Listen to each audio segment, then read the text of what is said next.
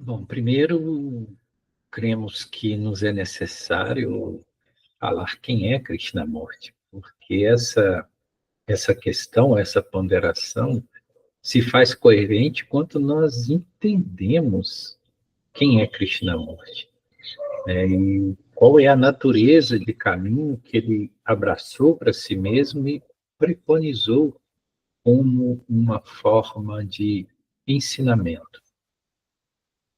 Krishnamurti, ele era um menino comum que vivia na Índia, né, em Adyar, né, ali nessa região da Índia passa o rio Adyar, né, e é justamente ali que foi criada a sede da Sociedade Teosófica, né, por Annie Besant, Leadbeater.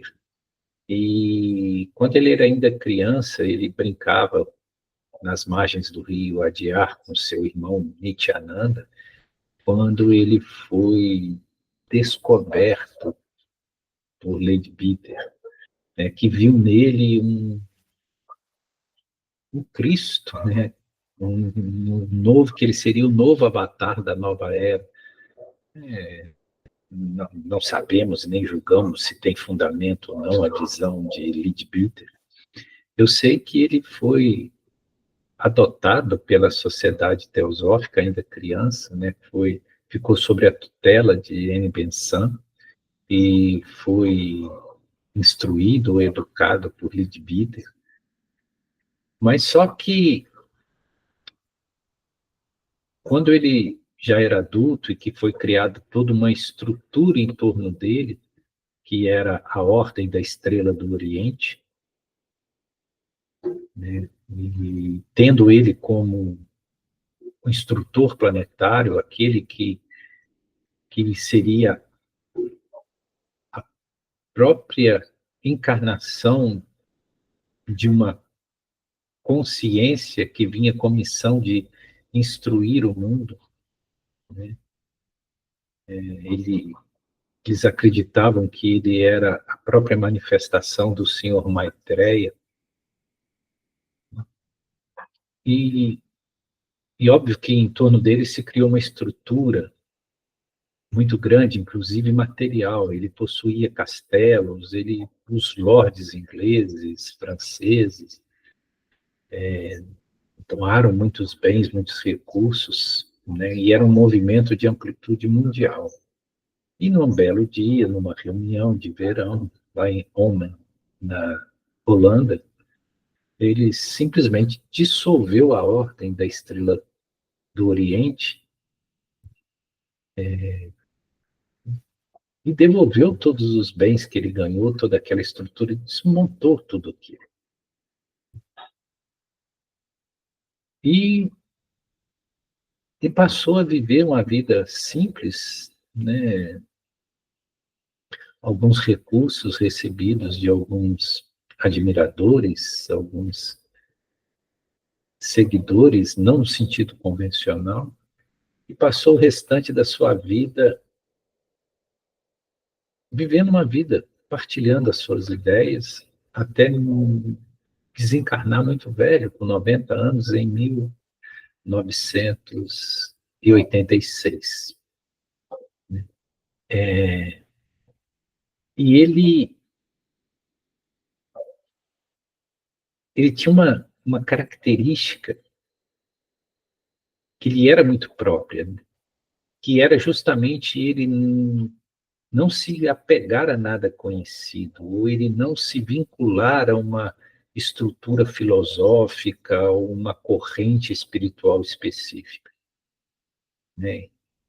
Então, a preocupação dele não era sobre o conhecimento, e sim sobre a própria natureza do conhecimento e aquele que conhece,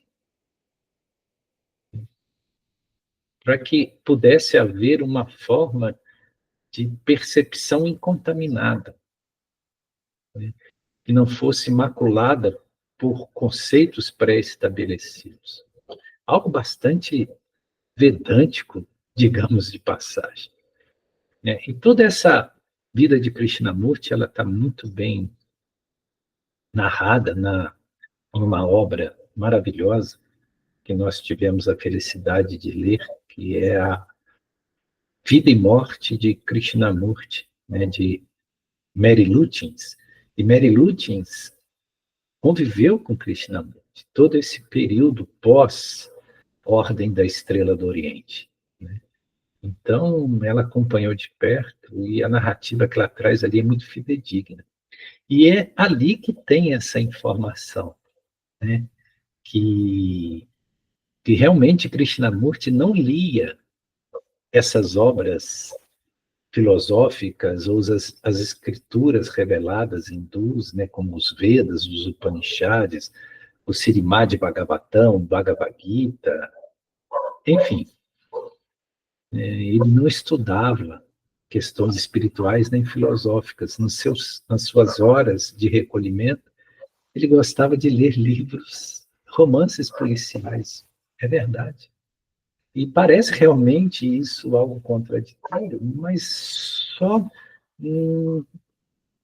aparentemente, porque isso é bastante coerente com aquilo que Krishnamurti entendia e pregava, né? E por que ele lia essa natureza de literatura, que eram os romances espirituais? Porque ele não estava preocupado em adquirir conhecimento. Ele não estava preocupado em ser um homem culto, ilustrado. Aliás, ele queria justamente o contrário. Então, esses livros serviam apenas para ele repousar a mente, distrair, né? Ele não estava preocupado em conteúdos ilustrativos, doutos, cultos, e isso faz toda a coerência. Porque, para Krishnamurti, o conhecimento não está na carga informacional que eu tenho, que eu trago. Carga informacional essa que é construída a partir de estudo, de, da pessoa se tornar uma erudita, né, de ser profunda conhecedora de algum assunto. Para ele, isso não é conhecimento, isso é mera ilustração. O conhecimento vem pelo caminho oposto, quando eu consigo abrir mão de toda essa carga informacional, de todo esse conhecimento erudito, ilustrativo, acadêmico, né? E simplesmente eu consigo conhecer a realidade de forma direta, né? Como uma imersão consciencial naquilo que é e naquilo que eu sou. E que isso não depende de mediação de um conhecimento pré-estabelecido.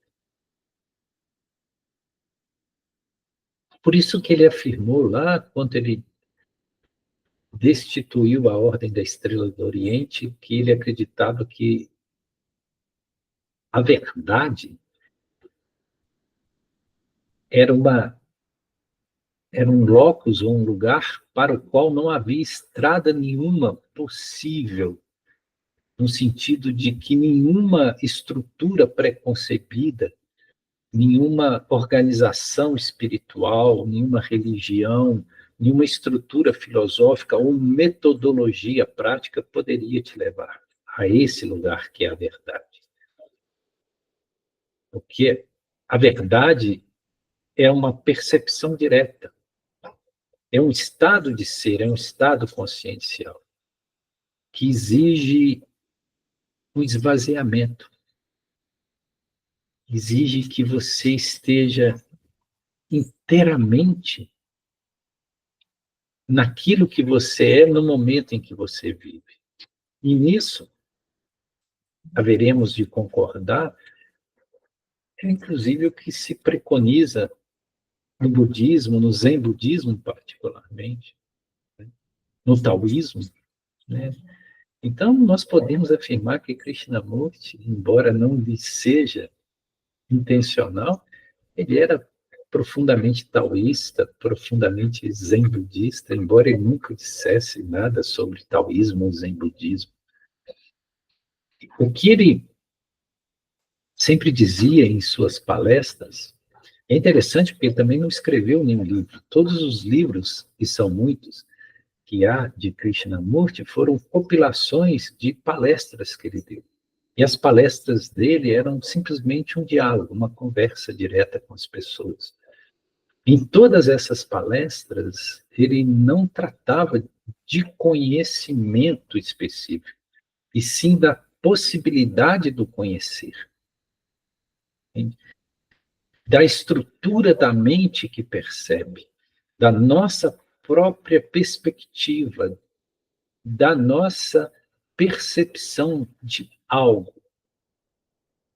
Então, ele estava mais preocupado com o conhecedor, com o processo do conhecer, do que propriamente com o conhecimento, porque esse conhecimento se torna irrelevante uma vez que eu não conheça o próprio conhecedor ou o próprio processo do conhecer, né? Então, isso é Krishnamurti. E assim sendo, no nosso humilde entender, isso não é contraditório. O fato dele ler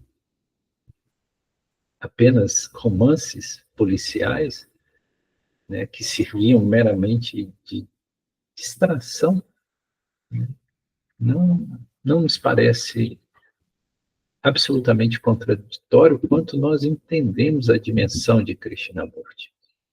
E também é entendimento nosso que Krishnamurti, de fato, ele ancorou essa energia do instrutor planetário, de Maitreya. Quanto ele nega essa condição, é justamente quanto ele afirma. E a própria Mary Lutens, no livro, na sua biografia, ela diz claramente que ele tinha consciência de quem ele era, de quem exatamente ele era. E assim sendo, de certa forma, Leadbeater não errou. Ele só errou porque ele quis adaptar Krishnamurti ao seu modelo, à sua concepção de verdade. Só nisso que ele errou, né? E Krishnamurti não podia ser formatado ou aprisionado a nenhuma estrutura de verdade convencional. Bom, para entender mais sobre tudo isso, aconselhamos que se leia Krishnamurti, porque, inclusive, a leitura dos seus livros é um deleite, né?